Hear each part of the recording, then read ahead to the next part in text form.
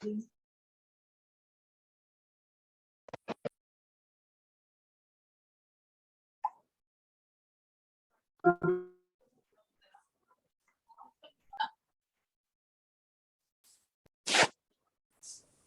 गया बच्चे जान की नहीं?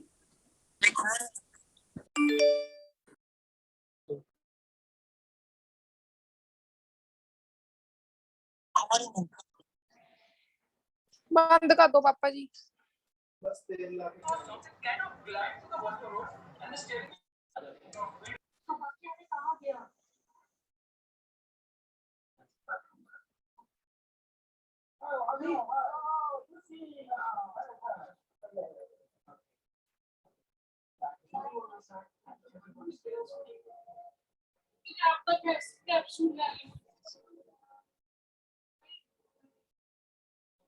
ओ ले लो, ओही ले लो।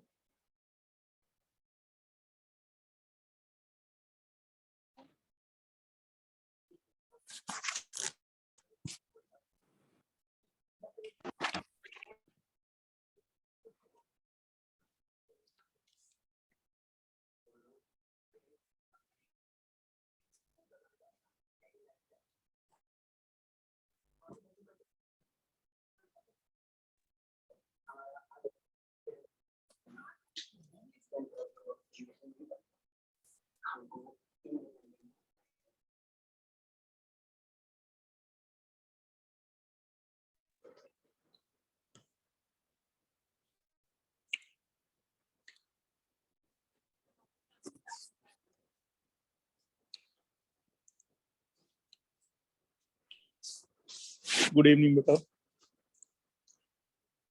हमें यहाँ 2 रूल पढ़ने हैं।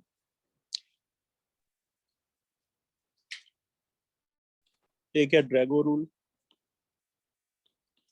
और एक है बेंट रूल।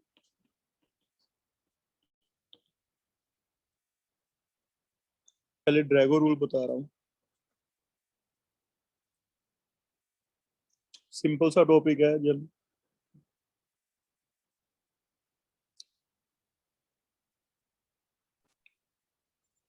ड्रैगो रूल क्या होता है?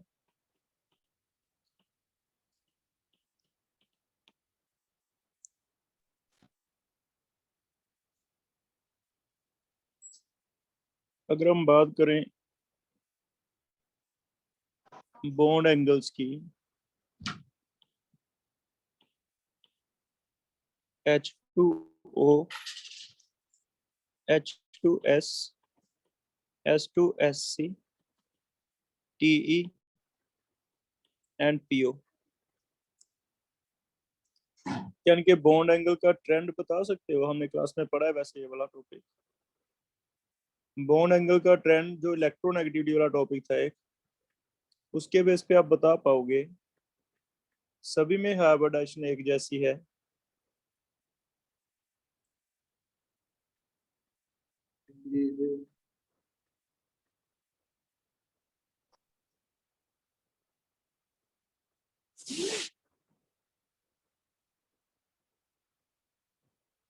नीचे जाते हुए क्या होना चाहिए बॉन्ड एंगल का ट्रेंड?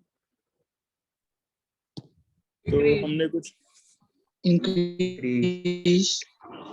जैसे ऐसे सेंट्रल एटम की इलेक्ट्रोनेगेटिविटी चेंज हो रही है बेटा, है तो सभी में सेम है हाइब्रिडाइजेशन तो, लेकिन सेंट्रल एटम की अगर इलेक्ट्रोनेगेटिविटी देखें तो डिक्रीज हो रही है।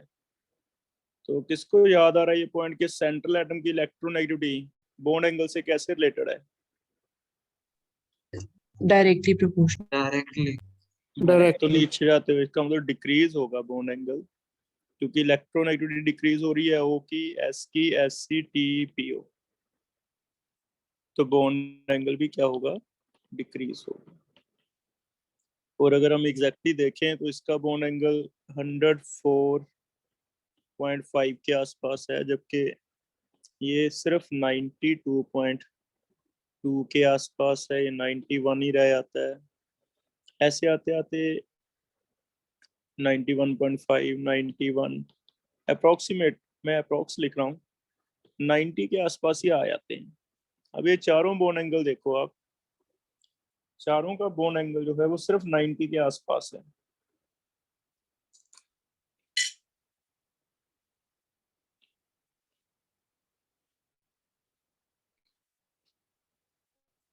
अगर सल्फर की बात करें तो इसका वैलेंस शेल होगा 1s2 2s2 2p6 3s2 3p4। क्या कोई s2s में इसकी हाइब्रिडाइजेशन बता सकता है मुझे क्या आएगी? sp3 sp3 दो बॉन्ड बनाने हैं इसने, है ना? अगर दो बॉन्ड बनाने हैं, चेक करो इसका जो वैलेंस शेल है क्या वो ग्राउंड स्टेट में बना लेगा दो बॉन्ड, या उसे एक्साइट करना पड़ेगा? ground state ग्राउंड स्टेट में बन जाएगा। Yes, अब sir. ये sp3 हाइब्रिड बन गए। हम कह रहे हैं 4 sp3 हाइब्रिड बने, 4 sp3 में से 2 में लोन पेयर है, 2 बॉन्ड बनाने में लग जाएंगे, ये वाला बॉन्ड बनाने में लग जाएगा, ये वाला। लेकिन ड्रैगो क्या कह रहा है? ड्रैगो ये कह रहा है, भी कहता है हाइब्रिडाइजेशन का फायदा तो हो नहीं रहा, क्योंकि तुम्हारा बॉन्ड एंगल कितना है 92। 92 का मतलब 90 के क्लोज है। अगर बॉन्ड एंगल ऑलमोस्ट 90 के क्लोज है तो 90 का बॉन्ड एंगल तो बिना हाइब्रिडाइजेशन के भी आ रहा है, क्योंकि देखना दो जो बॉन्ड बनाने वाले ऑर्बिटल हैं वो दो ऑर्बिटल, एक पी वाई बचा है, एक क्या बचा है पी जेड। PZ. और दो पी में बेटा ऑलरेडी कितने का एंगल होता है जो आपस में पी ऑर्बिटल्स हैं इनमें 90 आपस में? तो 90 का तो 90 होता है ना, तो 90 का तो ऑलरेडी होता ही है। अगर 90 का होता है बॉन्ड एंगल तो फिर इसे हाइब्रिडाइजेशन की जरूरत नहीं पड़ेगी, है ना? हाँ जी, मैं क्लास ले रहे हैं, कोई जरूरी है क्या? तो अगर 90 का एंगल पहले से ही है तो क्या इसे कोई जरूरी है हाइब्रिडाइजेशन करना? क्यों ये अपनी एनर्जी वेस्ट करे, अपने 4 ऑर्बिटल पहले तोड़े उनको, फिर तोड़ के नई शेप बनाए? पूरे प्रोसेस में टाइम भी वेस्ट होगा, एनर्जी भी वेस्ट होगी। इसका मतलब ड्रैगो कहता कि इन्हें हाइब्रिडाइजेशन की जरूरत है ही नहीं एक्चुअल में।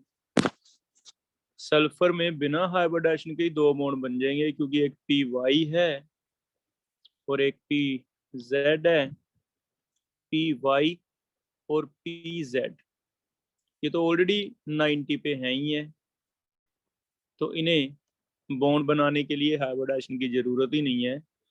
लोन पेयर प्योर ऑर्बिटल में पड़े रहते हैं, 2 पी जिनमें एक एक इलेक्ट्रॉन है वो अपने में बॉन्ड बना लेंगे। इधर से एक सल्फर, इधर से हाइड्रोजन का एक एस आ जाएगा, इधर से हाइड्रोजन का एक एस आ जाएगा। ये ड्रैगो का व्यू पॉइंट है। तो हमने इसे एग्री किया, क्यों? क्योंकि इसकी बात सही लग रही है। अभी सल्फर, सेलेनियम, टेलुरियम, पोलोनियम, इनमें अगर देखा जाए बॉन्ड एंगल ऑलरेडी कितने के हैं, 90 के करीब है। अगर 90 के करीब है भी तो कोई प्रूफ तो है नहीं भी हाइब्रिडाइजेशन हुआ होगा, क्योंकि अगर हाइब्रिडाइजेशन होती तो बॉन्ड एंगल 109 के आसपास आता, जैसे वाटर में 104 आ गया।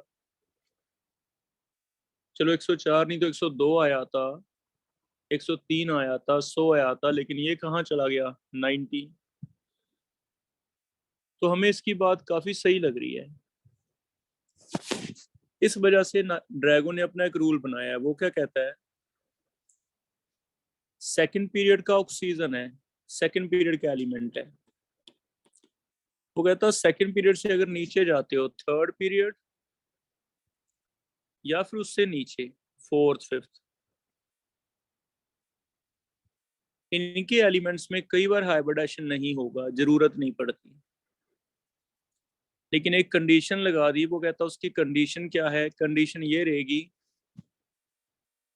कि जो सेंट्रल एटम है उसके साथ वाला जो एटम लगा हुआ है उसकी इलेक्ट्रोनेगेटिविटी लेस देन या इक्वल टू 2.5 होनी चाहिए।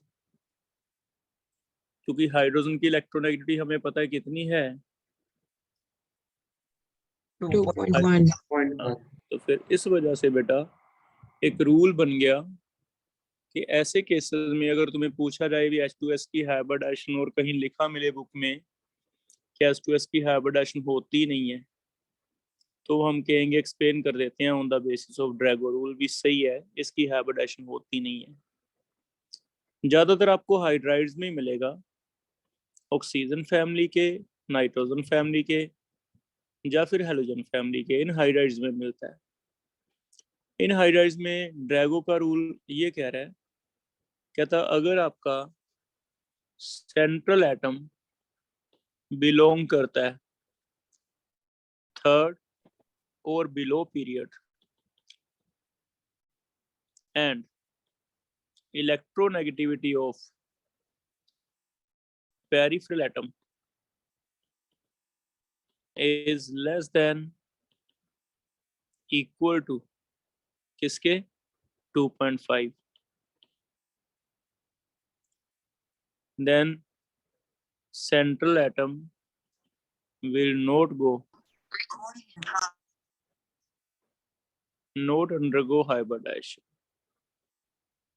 फिर ये हाइब्रिडाइजेशन दिखाएगा ही। तो हम ये कहेंगे भी सल्फर में हाइब्रिडाइजेशन नहीं होती, सेलेनियम में नहीं होती, टेलुरियम में नहीं होती, पोलोनियम में नहीं होती। अब इस रूल को इसने कन्फ्रंट कराया हमें भी ये सही है। एक और एग्जांपल लिए, अगर हम बात करें हाइड्राइड्स ऑफ नाइट्रोजन फैमिली, तो भी ये ट्रेंड आपको मिलेगा। Hydrides of nitrogen family means ammonia, आगे देखो क्या क्या आएगा, अमोनिया के नीचे PH3, PH3 के नीचे आर्सेनिक।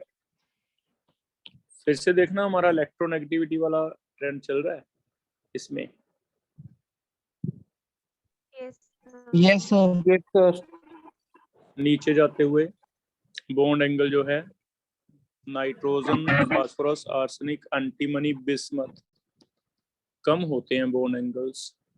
चलो ये तो हमें पहले भी पता भी कम होते हैं। बॉन्ड एंगल डिक्रीज होते जाएंगे, लेकिन एग्जैक्टली अगर देखें तो बॉन्ड एंगल में बहुत ज्यादा डिफरेंस था। अगर फिर से आप अमोनिया का देखो बॉन्ड एंगल, तो अमोनिया का बॉन्ड एंगल है कितना होता है, कितना बताया अमोनिया का बॉन्ड एंगल 107, लेकिन बाकियों के बॉन्ड एंगल फिर से क्लोज टू 90 आ जाते हैं। नीचे आते हुए डिक्रीज होते जाएंगे, जैसे इसका 93.6 के आसपास है, 91.8 के आसपास है, 91.3 के आसपास है, 90 के आसपास ही रह जाता है ऑलमोस्ट। तो ये अगर देखें, ड्रैगो को फिर से डाउट आ रहा है भी इतना फर्क कैसे पड़ गया, ये तो 107 है, ये चलो 105 हो जाता, 104 हो जाता, 103 हो जाता, लेकिन ये किसके आसपास आ रहे हैं, क्लोज टू 90 आ रहे हैं।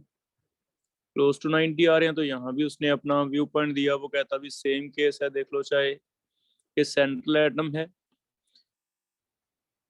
अगर आप थर्ड पीरियड या बिलो जाते हो, fourth period, fifth period, six period, अगर आप पीरियड में थर्ड या बिलो जाते हो और सेंट्रल एटम के साथ वाला एटम इलेक्ट्रोनेगेटिविटी कितने से कम है, 2.5 से, तो इसमें हाइब्रिडाइजेशन रिक्वायर्ड नहीं है। बिना हाइब्रिडाइजेशन के भी 90 के आसपास एंगल बन जाएगा। 90 के पास एंगल बन रहा है बिना उसके भी, चलो थोड़ा बहुत लोन पे रिपेल करेगा तो 90 से थोड़ा बहुत फर्क आ सकता है, लेकिन 90 के आसपास बन रहा है। इस वजह से आपको फिर से ये क्वेश्चन ऐसे पूछा जाए भी, क्या ऐसा पॉसिबल है कि फास्फोरस PH3 में there is no need of hybridization for phosphorus? हम कहेंगे सही है, असर्शन स्टेटमेंट सही हो गया। ये स्टेटमेंट सही क्यों हुआ, रीजन इसका रहेगा according to Drago's rule, phosphorus belong to कौन सा period, third period and hydrogen has electronegativity less than किससे 2.5, तो हम कहेंगे ठीक है, ड्रैगो रूल के अकॉर्डिंगली आंसर क्या बना इसका, असर्शन रीजन का ए बन जाएगा। ठीक है, तो एक तो ये क्वेश्चन आपका अलग से हो गया। अभी हाइब्रिडाइजेशन कहीं क्वेश्चन में दिया होगा PS3 की होती नहीं है क्या, ये पढ़ा है आपने कहीं? तो आप कहोगे हाँ हमें बताया था सर ने, अलग से एक टॉपिक पढ़ाया था ड्रैगोज रूल। वैसे इसकी बहुत ज्यादा जरूरत नहीं पड़ेगी क्योंकि एनसीईआरटी में कहीं ऐसा नहीं लिखा हुआ है ना, लेकिन क्वेश्चन पूछते हुए नीट का पता नहीं चलता, अभी हायर क्लास से कहीं से पूछ ले।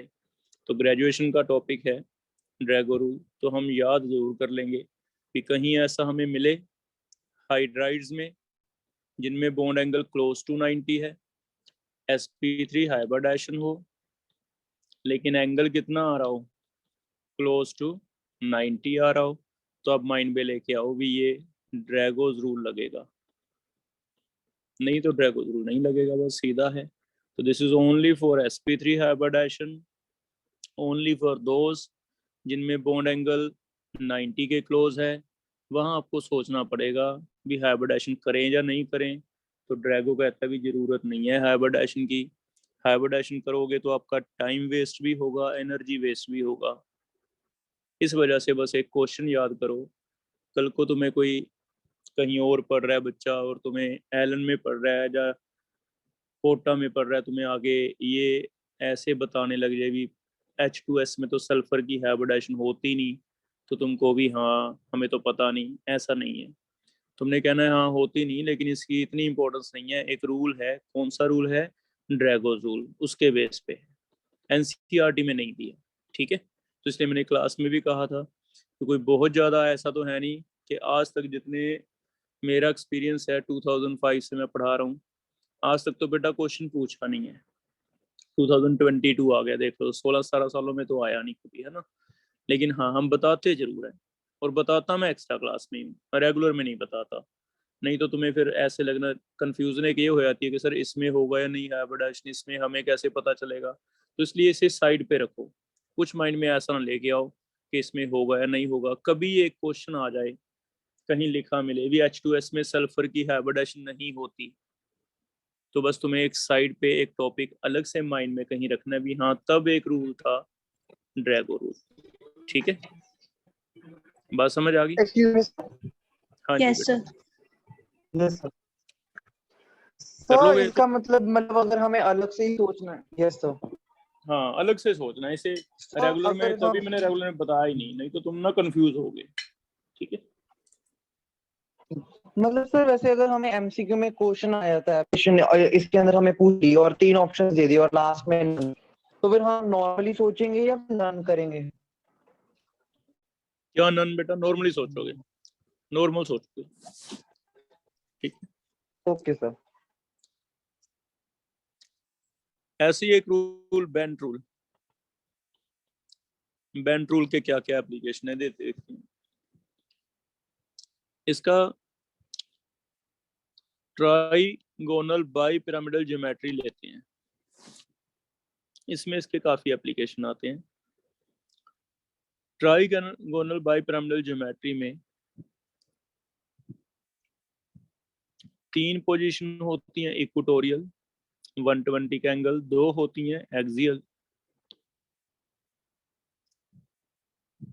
जो इक्वेटोरियल और एक्सियल है ना, वैसे तो ये है sp3d, लेकिन आप इसे ऐसे स्प्लिट कर सकते हो भी sp2 बनेगा इक्वेटोरियल, क्योंकि ये ट्राइगोनल प्लेनर बन गया। और ट्राइगोनल प्लेनर कैसे बनता होता है, sp2 से। तो sp2 तो इसमें आ गए, एक s2p मिलके ट्राइगोनल प्लेनर बना लेंगे, प्लस 2 एक्सियल बॉन्ड बनाने हैं। और ये 2 एक्सियल जो बनाने हैं z के लॉन्ग बनाने हैं। अगर z के लॉन्ग बनाने तो वो कहता है sp2, देखो sp3d में से मैंने 2 sp ले लिए, एक तो p बचा एक d बचा। मुझे यहाँ 2 बॉन्ड बनाने हैं, एक ऊपर बनाना है एक नीचे बनाना है, दोनों z के लॉन्ग बनाने हैं। मेरे पास 2 ही ऑर्बिटल एक्स्ट्रा बचे हैं, एक तो p बचा एक d बचा है। क्या लगता है z एक्सिस के लॉन्ग बॉन्ड बनाने में कौन सा p अच्छा रहेगा? पीजेड। pz इधर ले लेते हैं, है ना।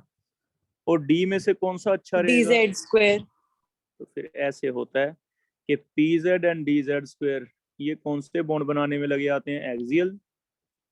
और पी यहाँ कौन कौन से आएंगे? P x and p y और एक एस, ये कौन से बॉन्ड बनाने में लगे आते हैं? इक्वेटोरियल।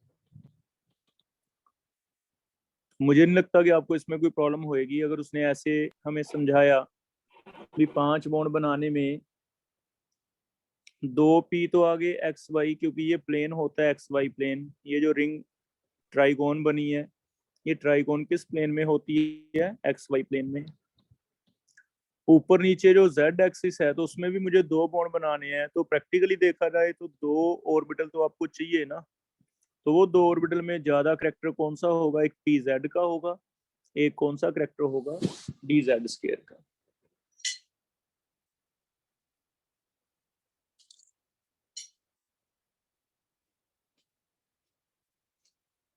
ये बात समझ आ रही है? Yes, sir. yes sir अब इसी से रिलेटेड है हमारा rule, bent rule. Bent rule क्या कहता है? पहला पॉइंट बेंट रूल का, बेंट रूल कहता है अगर कभी इलेक्ट्रोनेगेटिविटी अलग अलग होएगी एटम्स की, तो जो मोर इलेक्ट्रोनेगेटिव एटम है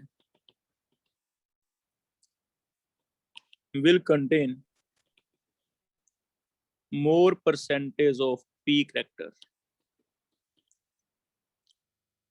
जो इलेक्ट्रोनेगेटिव एटम है वो ज्यादा p करैक्टर रखना पसंद करेगा। रीजन, न्यूक्लियस है, s तो न्यूक्लियस के क्लोज रहता है, p थोड़ा सा ऐसे इलोंगेट हो जाता है। अब अगर इलेक्ट्रोनेगेटिव एटम यहाँ लगा है, इलेक्ट्रोनेगेटिव एटम यहाँ लगा है, तो इलेक्ट्रोनेगेटिव को तो इलेक्ट्रॉन चाहिए, उसने तो इलेक्ट्रॉन अपनी तरफ खींचने हैं। अगर उसने इलेक्ट्रॉन अपनी तरफ खींचने हैं तो भी उसे ज्यादा कौन सा ऑर्बिटल पसंद आएगा जो उसे इलेक्ट्रॉन दे देगा जल्दी से? उसे तो पी ज्यादा प्रेफर करेगा वो तो, क्योंकि उसे लगता है कि पी वाले इलेक्ट्रॉन तो उसके क्लोज आ जाएंगे।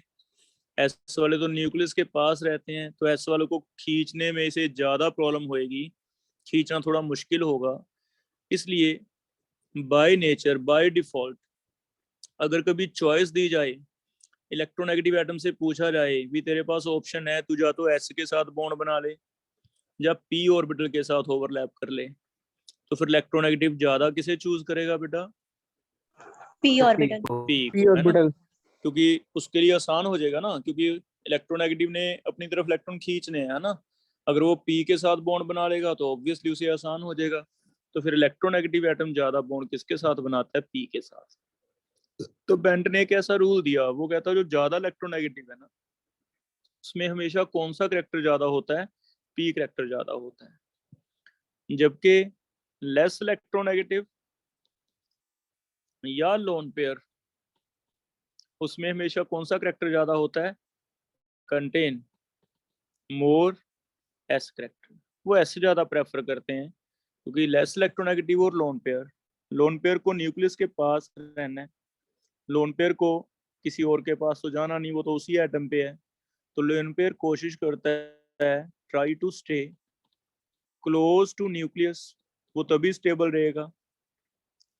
लेस इलेक्ट्रोनेगेटिव को भी कोई इलेक्ट्रॉन नहीं चाहिए, उसने इलेक्ट्रॉन खींचने नहीं, उसने तो उल्टा दे देने, तो उसके इलेक्ट्रॉन भी same try to stay close to nucleus. अब क्लोज टू न्यूक्लियस फिर से ऊपर देखना डायग्राम में, क्लोज टू न्यूक्लियस एस है या पी है?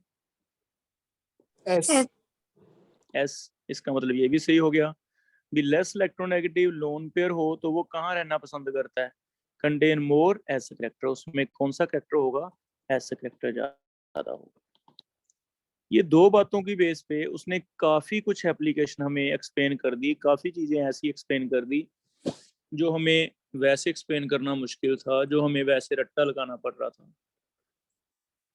जैसे अब इसकी एप्लीकेशन दे, पहले ये समझ आ गया ज्यादा इलेक्ट्रोनेगेटिव में पी ज्यादा होगा, लेस इलेक्ट्रोनेगेटिव में एस ज्यादा होगा, या फिर लोन पेयर भी किस में रहना पसंद करेगा? एस में, क्योंकि ये न्यूक्लियस के क्लोज रहना पसंद करते हैं और मोर इलेक्ट्रोनेगेटिव न्यूक्लियस से दूर खींचना चाहता है इलेक्ट्रॉन। तो बस एक इतना फंडा याद रखो, लोन पेयर एस की तरफ ज्यादा जाता है, मोर इलेक्ट्रोनेगेटिव पी की तरफ ज्यादा जाता है। इसी के बेस पे हम एक दो एप्लीकेशंस पढ़ेंगे, ठीक है।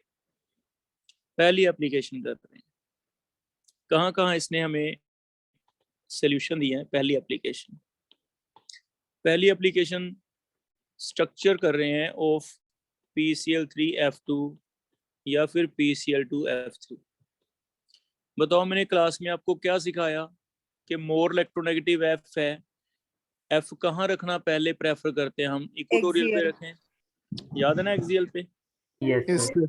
लेकिन उसका कोई लॉजिक नहीं था हमारे पास। मैंने आपको क्रैम करवा दिया। अभी F यहाँ रखेंगे, यहाँ क्या रखेंगे, Cl।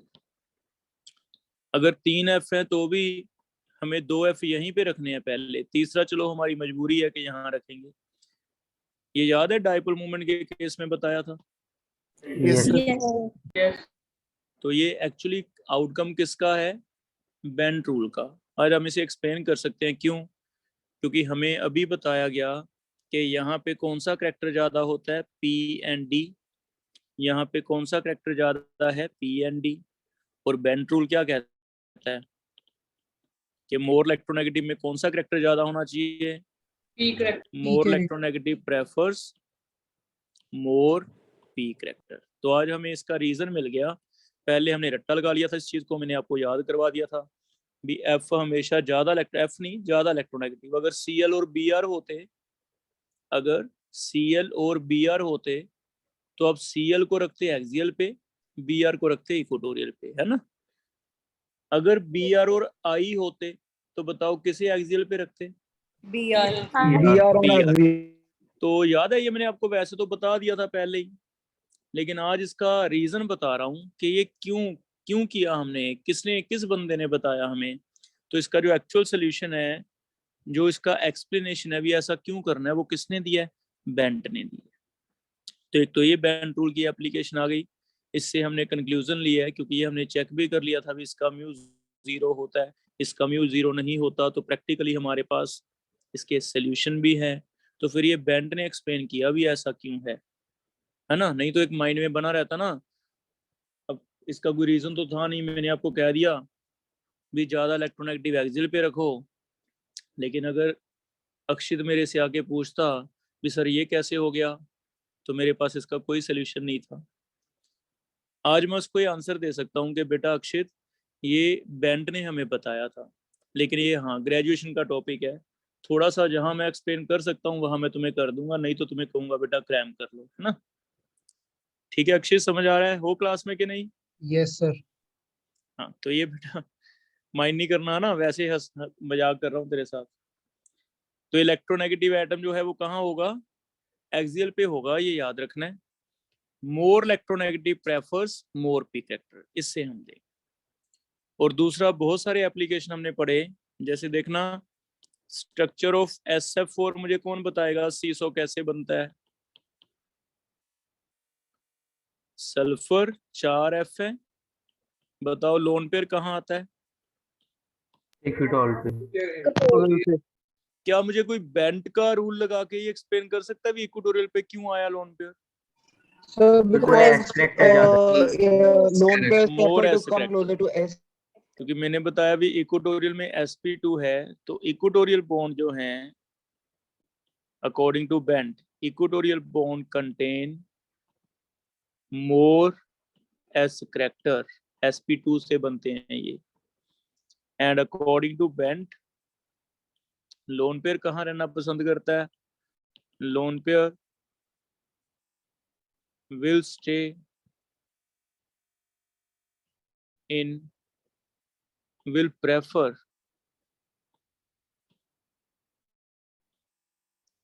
to stay in that hybrid which has more क्या S करैक्टर। तो इसमें ज्यादा S करैक्टर होना चाहिए, तो हमें पता है इसमें मोर S करैक्टर है, तो यहाँ ये रहेगा।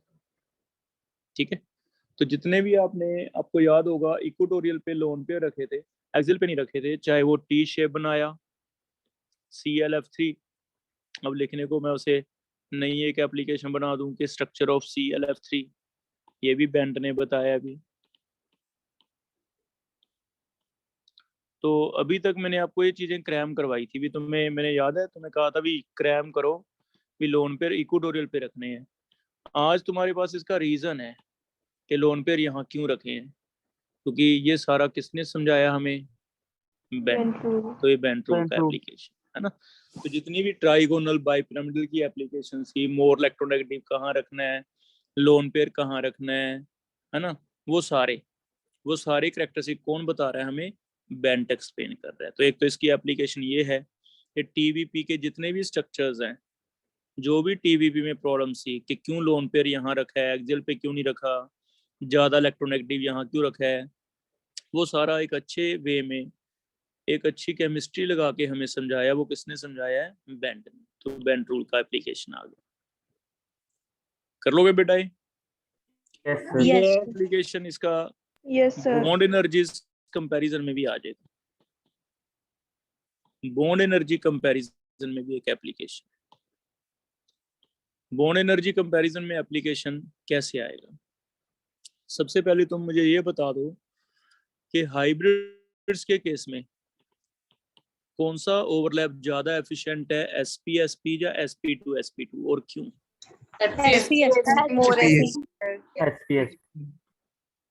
क्योंकि s करेक्टर ज्यादा है ना। इसका मतलब कहीं ना कहीं बॉन्ड स्ट्रेंथ डायरेक्टली रिलेटेड है किसके, परसेंटेज s करेक्टर के। जितना s करेक्टर ज्यादा होगा उतना ही बॉन्ड क्या होगा, मजबूत होगा। ठीक है।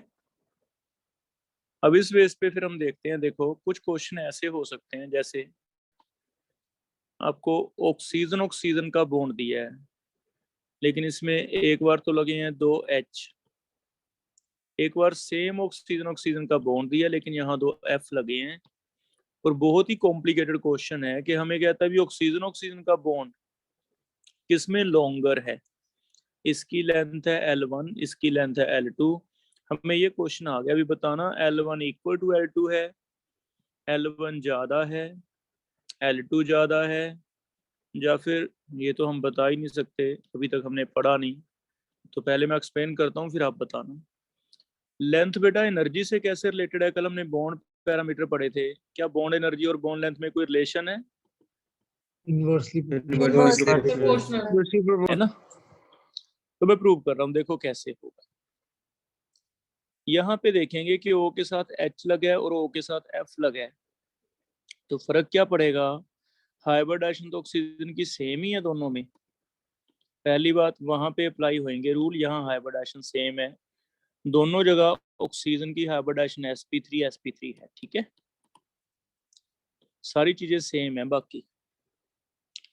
अब क्या हो रहा है कि H लगा है और F लगा है, कौन सा ज्यादा इलेक्ट्रोनेगेटिव है बताओ? मोर इलेक्ट्रोनेगेटिव, ठीक है, मोर इलेक्ट्रोनेगेटिव डन।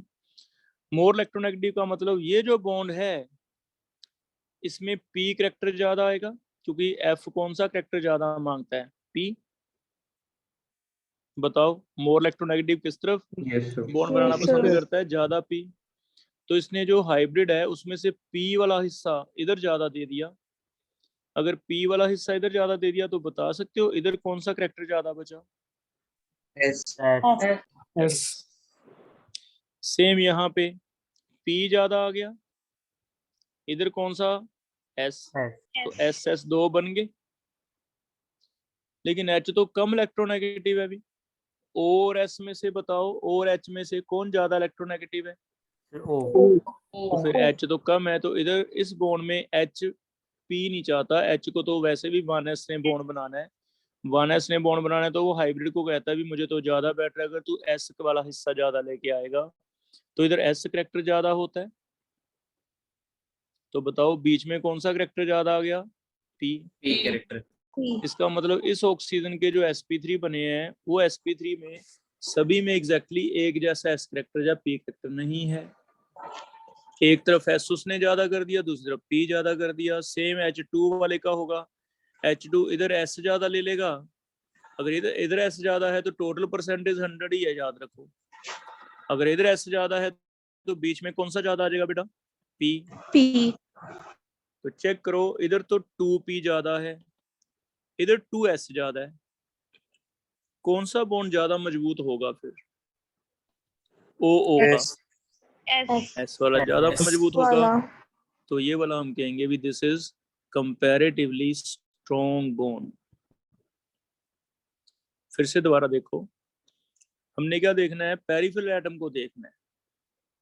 जब सेम एटम है सेंट्रल, तो पेरिफेरल एटम को देखो, अगर पेरिफेरल ज्यादा इलेक्ट्रोनेगेटिव है तो उधर पी चला गया, उधर पी आ गया तो बीच वाले में एस रह गया।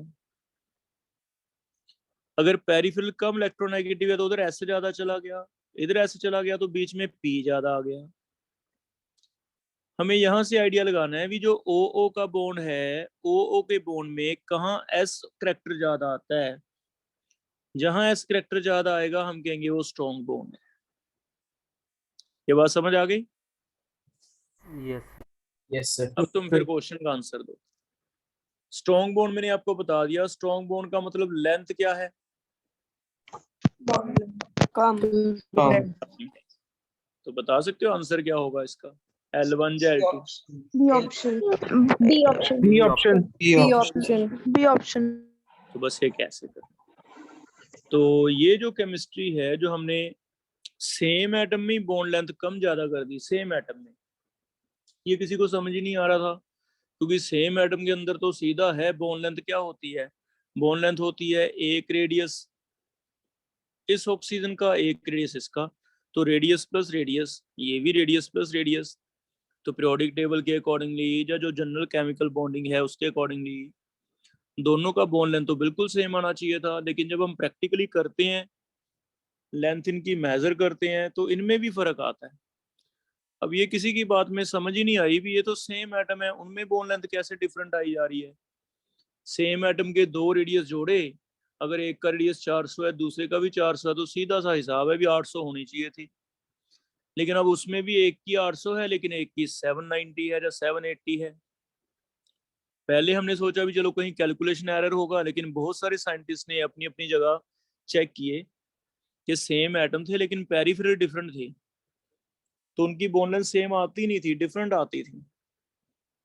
फिर इसका सोल्यूशन भी बेंट ने दिया। बेंट कहता भी ऐसा होगा कि ज्यादा इलेक्ट्रोनेगेटिव की तरफ मेरा रूल फॉलो करो, भी पी ज्यादा आता है, इधर पी आ गया तो ऑब्वियसली बीच में एस ज्यादा आ गया।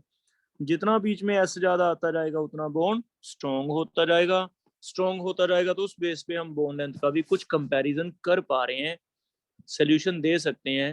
मींस जो चीजें एक्सपेरिमेंटल आती थी, सारी चीजें एक्सपेरिमेंटल आती हैं। PCl3F2 SF4 में लोन पर इक्वेटोरियल क्यों रखा है, सारी चीजें एक्सपेरिमेंटल तो पता चलती थी, लेकिन इसके लॉजिक किसी को नहीं समझ आते थे।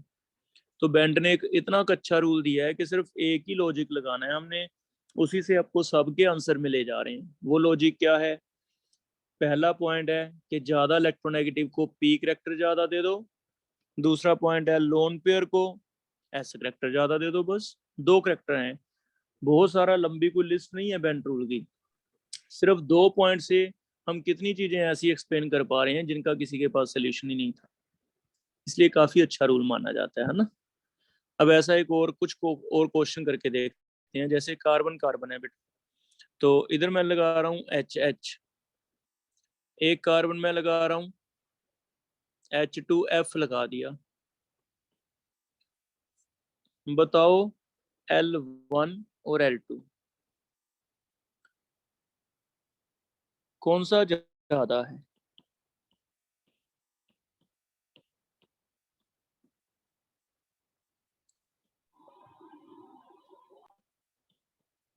साइडों पे अगर P ज्यादा चला गया ना तो बीच में S ज्यादा आ गया, ये ध्यान रखो। Sir L1 greater than L2। Sir L1 greater than L2। Good, तो हम करेंगे भी 2H, चलो H1 H2 रख लेते हैं, ये कैंसिल कर देते हैं ना, 4H और 4H सेम है, कैंसिल। हमें H1 H2 और F1 F2 का कंपैरिजन करना है। H1 की वजह से इधर S ज्यादा है तो इधर P ज्यादा आएगा, इधर S ज्यादा है तो इधर P ज्यादा आएगा। लेकिन F1 की वजह से इधर P ज्यादा है तो इधर S ज्यादा आएगा, इधर P ज्यादा है तो इधर S ज्यादा आएगा। तो फिर हम कहेंगे भी इसमें S ज्यादा है, S ज्यादा है तो बॉन्ड स्ट्रॉन्ग है, स्ट्रॉन्ग है तो फिर लेंथ क्या होएगी? लेस होएगी। तो फिर L2 will be less than. Check कर लो, ये समझ आ रहा है? Yes sir. Yes sir. कुछ एक ऐसे क्वेश्चंस हैं, अब इसमें मैं तुम्हें और कितना भी कंफ्यूज कर दूं, देखो तुम हो रहे हो या नहीं। एक एक एच लगा के 2 F लगा दिए, तीनों ही F लगा दिए, तो देखना अगर F लगे थे तो लेंथ क्या हो गई थी, यहां से आइडिया लगा लो कि अगर F आ गया था, एक F आ गया था, तो लेंथ पे क्या असर पड़ा था? कम होगी थी। छोटी हो गई थी। रूल बना लो, एक का पता कर लो, अब रूल बना लो। अब F2 आ गए तो लेंथ क्या हो गई? सर और छोटी हो गई। और कम छोटी हो हो गई। गई। फिर L4 क्या हो गई? और छोटी कम हो गई। होगी। और छोटी हो गई। तो जितने F ज्यादा आते जाएंगे तो साइडों पे P ज्यादा आता जाएगा। 6F है बेटा, 6F का मतलब 6P ज्यादा आ गया, तो यहाँ 6S ज्यादा आ जाएगा। 3S इधर से आ जाएगा, 3S इधर से। जितने बीच में S ज्यादा आते जाएंगे नंबर, इधर P P P, 3P का उल्टा 3S, इधर P P P, 3P का उल्टा 3S, तो इधर 6S ज्यादा आ रहे हैं। ऐसे कंपैरिजन करते जाओ, इधर S था ही नहीं, इधर 2S आ गए, 2F आए तो 2S, 4F आए तो 4S आ जाएंगे, 6F आए तो 6S आ जाएंगे। तो जितने S बढ़ते गए, S बढ़ता गया, बॉन्ड बिकम स्ट्रोंगर। स्ट्रोंगर का मतलब शॉर्ट होता गया, शॉर्ट होता गया, तो चेक कर लो लेंथ आप सभी की बता सकते हो। L1 L2 L3 L4, हमें पता है जितना साइडों पे F बढ़ते गए लेंथ छोटी होती गई। तो हम ऐसे क्वेश्चन बहुत ही सिंपल वे में बता सकते हैं, जो बहुत ही कॉम्प्लिकेटेड थे, वैसे समझ नहीं आ रहे थे, लेकिन किसके बेस पे समझ आ रहे हैं? बेंट रूल के बेस पे। हो जाएगा? Yes sir. तो ऐसे चाहे हमने चीजें सारी पढ़ रखी थी, इसलिए मैंने आपको कहा था भी चीजें तो हमने पढ़ रखी हैं। क्यों पढ़ रखी हैं? क्योंकि ये मैंने आपको पहले से बता रखा है कि मोर इलेक्ट्रोनेगेटिव एक्सियल पे आएगा, ये मैंने पहले से बता रखा है कि लोन पेयर कहाँ आएगा। हाँ, ये नहीं बताया था, ये नई चीज आ गई। और ड्रैगोज में नई चीज आ गई भी, सल्फर की हाइब्रिडाइजेशन नहीं होती। अब इसको कोई बहुत ही ऐसे बता के बताएगा कि पता नहीं उसने क्या बता दिया, लेकिन मैं तुम्हें बता दूं कि इसका क्वेश्चन आज तक नहीं पूछा गया। सिर्फ एक कहीं लिखा हो ड्रैगो, तो हमें कहीं एलन वगैरह के तुम टेस्ट सीरीज दोगे, कोई रेजोनेंस के टेस्ट दोगे, या कहीं बुक्स एक्स्ट्रा पढ़ोगे एडवांस लेवल की, उसमें जरूर तुम्हें क्वेश्चन मिलेगा। लेकिन क्योंकि एनसीईआरटी बेस्ड आता है बेटा हमारा सिलेबस, तो आज तक तो कभी आया नहीं। देखो मेरा 15-20 साल का एक्सपीरियंस, तो इसलिए बहुत रेगुलर में इसे माइंड में ना रखो। इसे सिर्फ तब सोचोगे अगर तुम्हें कभी ऐसा क्वेश्चन दिखता है एडवांस लेवल का, तो बस तुम्हारे पास लॉजिक हो कि हाँ ये हम कर पाएंगे। ठीक है? तो दोनों रूल ऐसे हैं कि इनके बिना भी काम तो चल रहा है, लेकिन अगर एक्स्ट्रा पढ़ लिया तो उसे ऐसे पढ़ना है कि एक्स्ट्रा टॉपिक्स हैं, कभी जरूरत पड़ेगी तो माइंड में से निकाल लेंगे। रेगुलर टेस्ट जो क्लास में होंगे उनमें माइंड में ना लेके आओ, ज़्यादा बेटर है, क्योंकि ऐसे क्वेश्चन रेगुलर क्लास में, रेगुलर बुक्स में, एमटीजी फिंगर टिप्स कहीं तुम्हें नहीं मिलेंगे। ठीक है? प्रीवियस ईयर में नहीं मिलेंगे। तो लिख लोगे कॉपी पे से? सिंपल चीजें बताई हैं दोनों। Yes sir. Yes sir. Yes sir. तो इसे मैं शेयर कर देता हूँ, एक बार कॉपी पे नोट कर लेना, है ना। फिर भी कोई डाउट होगा, वैसे तो मैंने बताया कि डाउट ज्यादा ना रखो, बहुत ज्यादा इसके अंदर ना घुसो, सिंपल सिंपल ऊपर ऊपर से पढ़ो। फिर भी कोई डाउट होगा भी कल पूछ लेना मेरे से, ठीक है? Yes sir. सर इसका पीडीएफ भेजोगे? हाँ, मैं पीडीएफ भेज दूंगा, कॉपी पे नोट कर लेना। और सर रिकॉर्डिंग? रिकॉर्डिंग भी भेजूंगा बेटा। ठीक है, आराम से समझ लेना, कोई जल्दी नहीं है। कोई चीज नहीं समझ आती कॉपी पे लिख लेना, मेरे से पूछ लेना। हो जाएगा ये? Yes sir. ऐसी काफी चीजें ना और हैं, केमिकल बॉन्डिंग में तुम्हें पूछ लेगा, लेकिन वो मैं तुम्हें बाद में पढ़ाऊंगा, बोरॉन फैमिली में आएंगी। जैसे कुछ बैक बॉन्डिंग के क्वेश्चन हैं, कुछ 3 सेंटर 2 इलेक्ट्रॉन बॉन्ड हैं। अगर तुम ज्यादा जल्दी करोगे तो मुझे एक्स्ट्रा क्लासें लगा के बतानी पड़ेंगी, अदरवाइज वो हमें चैप्टर आएगा एक पी ब्लॉक बोरॉन फैमिली का, उसमें बता देंगे, है ना। तो देख लेंगे, अगर तुम पेशेंस नहीं रखोगे तो फिर तुम्हें एक्स्ट्रा थोड़ा सा लगाना पड़ेगा, 1-2 क्लास से लगा के पहले बता दूंगा मैं। ठीक है? ठीक है, ये रिकॉर्डिंग भेज दूंगा, 15-20 मिनट तक वेट कर लेना और इसे पढ़ लेना। कोई डाउट होगा कल मेरे से दोबारा डिस्कस कर लेना, ठीक है? ठीक। ठीक है बेटा, क्लास ऑफ कर रहे हैं।